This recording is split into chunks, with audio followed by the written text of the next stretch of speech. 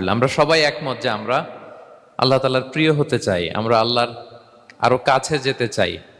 আমাদের বাংলাদেশে তো ক্লোজ আপ ওয়ান আমাদেরকে কাছে আসার গল্প শোনায়, কি বলেন? হুম।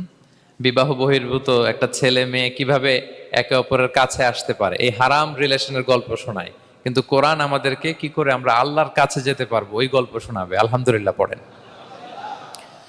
তো আমরা সবাই একমত হলাম যে আমরা আল্লাহর কাছে যেতে চাই, কিন্তু কাছে যাব কি করে? তাকে তো আমরা দেখি না। আল্লাহকে দেখা যায়? দেখেছেন কেউ কখনো? আওয়াজ করে বলেন, আল্লাহকে দেখেছেন কেউ? তো যাকে দেখি না তাকে কাছে যাব কি করে? একজনকে চিনি, চিনলেই না তার কাছে যাওয়া যায়, কি বলেন? আল্লাহকে দেখা যায় না।